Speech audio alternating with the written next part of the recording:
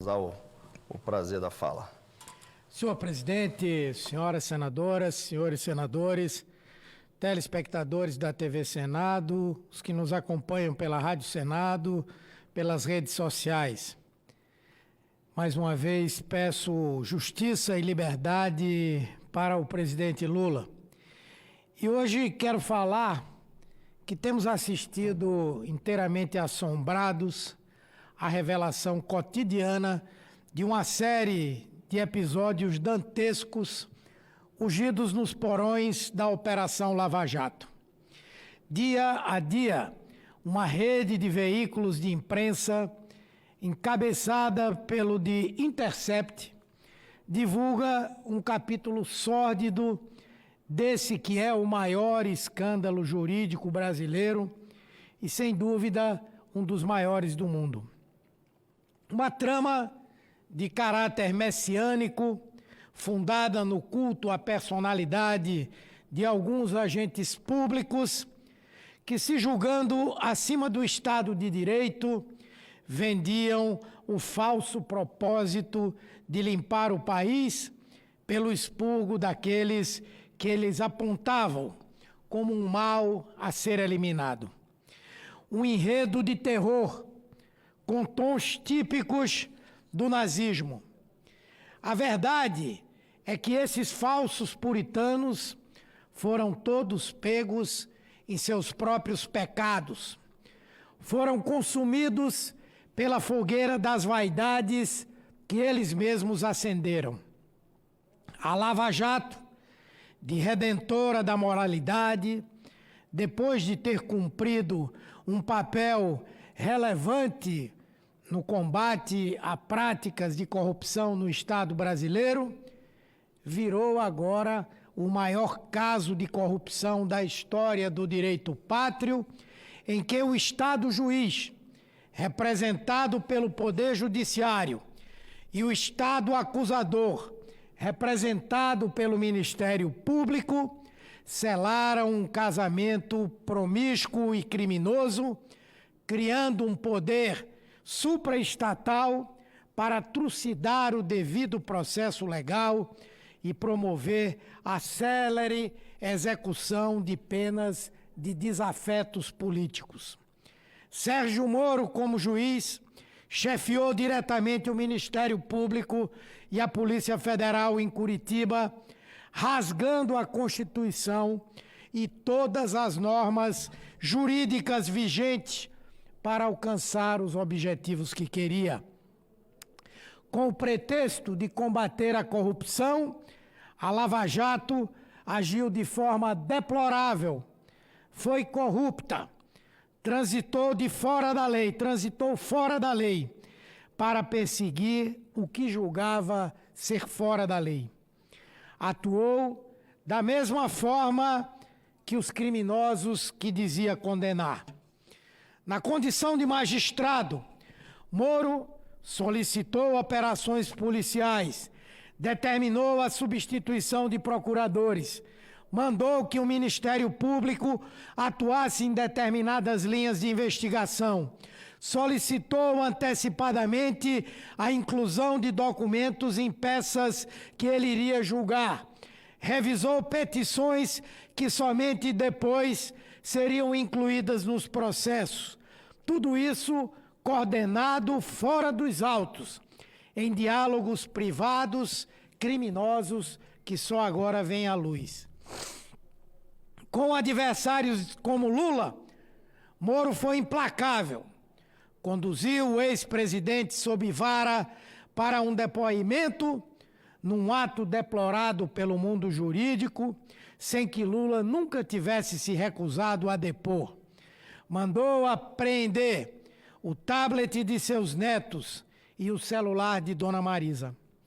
Mas com outras pessoas, com quem o juiz, o ex-juiz, tinha afinidade de caráter, como o delinquente Eduardo Cunha, a história foi outra. Moro absolveu a mulher de Cunha das acusações que lhe eram imputadas com provas e protegeu o ex-presidente da Câmara da apreensão dos seus aparelhos celulares. Assim também foi com o ex-presidente Fernando Henrique Cardoso, que ele mandou não mexer para não milindrar. Sua fama lhe rendeu muito dinheiro fora do já poupudo contra-cheque.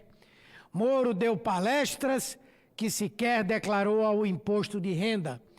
Disse que doou tudo para uma instituição de caridade que, curiosamente, contratava os serviços de sua senhora. Moro agiu todo o tempo como alguém com interesses políticos bem definidos. Ele confessou a procuradores que a delação de Antônio Palocci era imprestável, que Palocci falava até daquilo que ele achava que podia ser, que talvez fosse, para usar aqui as palavras de um procurador da Lava Jato. Mesmo assim, o que fez Sérgio Moro? Divulgou uma fajuta delação de Palocci durante a eleição do ano passado, com o claro propósito de prejudicar o PT e o nosso candidato Fernando Haddad e ajudar Jair Bolsonaro na disputa presidencial. E hoje, onde está o ex-juiz? No lamentável papel de serviçal do mesmo Bolsonaro que ele suou a toga para ajudar a eleger. Assim como Moro, o perseguidor da República, Deltan Dallagnol, também projetou fortunas com a fama que fez na Lava Jato. Ganhou dinheiro até de empresas que a operação investigava. E, se de um lado se prestava ao papel de despachante de Sérgio Moro, forjando com o ex-juiz até falsas denúncias, de outro, ele e sua turma organizavam um conluio para emparedar altas autoridades da República com a finalidade precípua de tentar chantageá-las. Assim, foi com os ministros do Supremo, que eles não tinham sequer a prerrogativa de investigar. Tramaram com outras instituições do Estado para derrubar os ministros Gilmar Mendes e Dias Toffoli. Insultaram a ministra Carmen Lúcia, a quem chamaram de frouxa.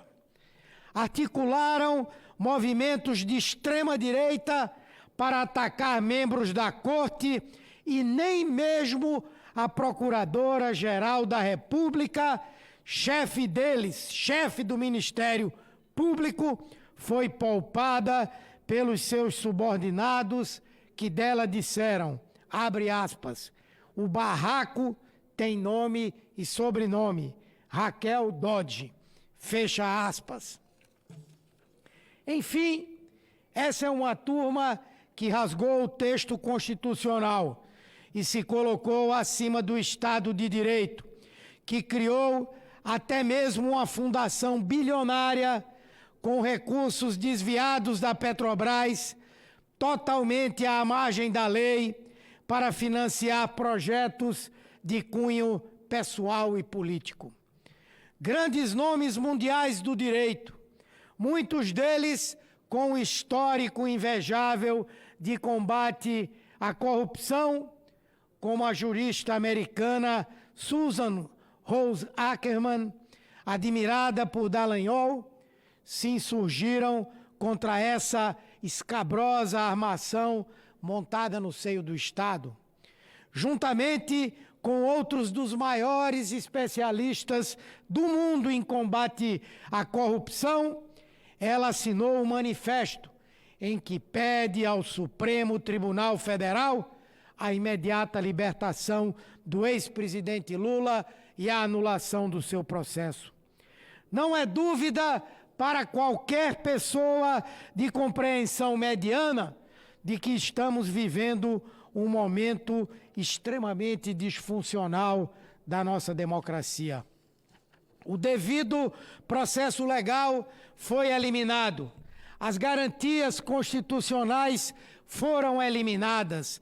Todas as leis, todos os códigos de conduta foram rasgados em nome de um lawfare odioso, montado por uma rede de usurpadores do Estado de Direito, determinados a dobrar a democracia às suas próprias vontades.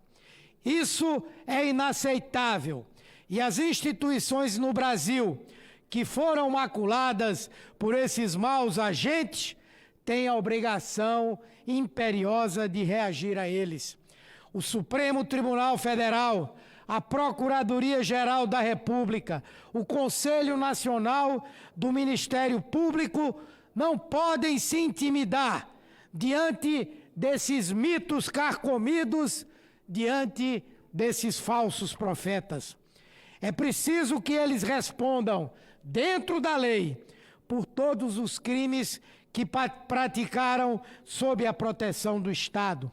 É preciso que, dentro do próprio processo, devido processo legal, sejam investigados, processados e punidos por terem utilizado a estrutura estatal para a consecução de fins pessoais em prejuízo do próprio Estado de Direito e do regime democrático.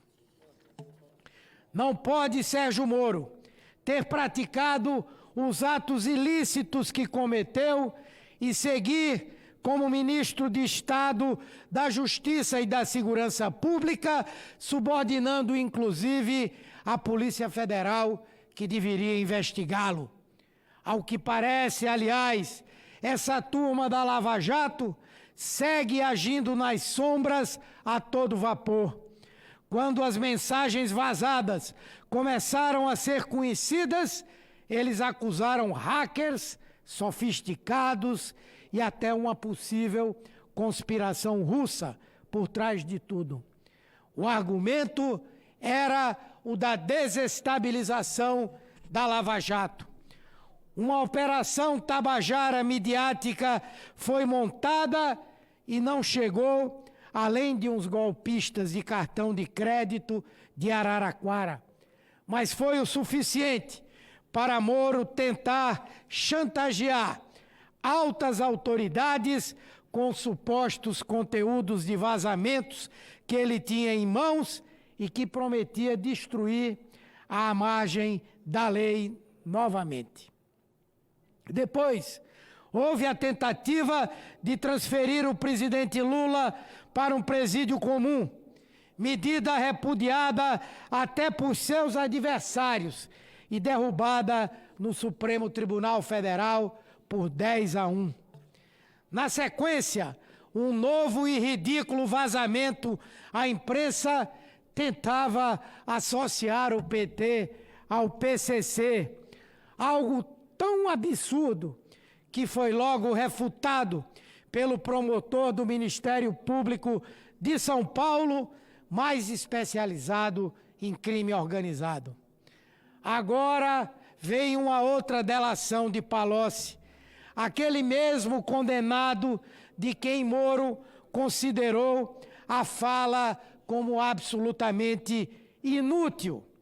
Então, o que se vê é um desespero geral dessa turma, que, descoberta praticando crimes, age de todas as formas para opacar os escândalos diários que se sucedem sobre os umbrais da Lava Jato. Não conseguirão. A cada novo fato conhecido, nós vamos exigir a rigorosa apuração e a consequente punição dos envolvidos.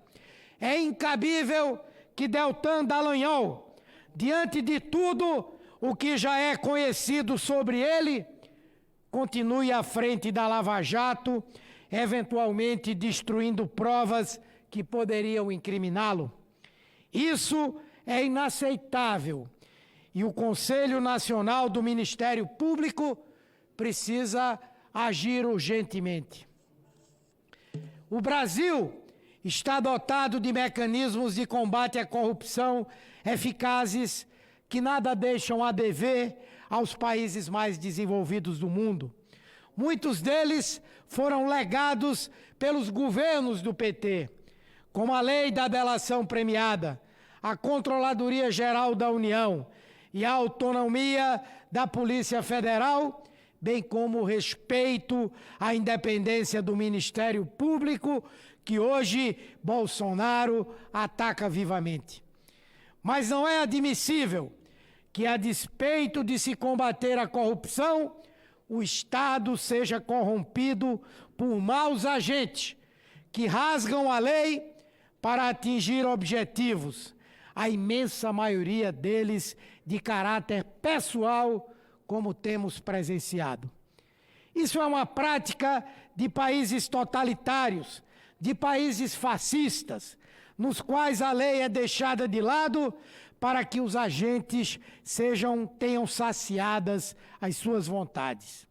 Foi isso, senhor presidente, o que Sérgio Moro, Deltan Dallagnol e outros agentes do Estado fizeram. Não podemos aceitar pelo bem do próprio Estado Democrático de Direito. Muito obrigado, senhor presidente.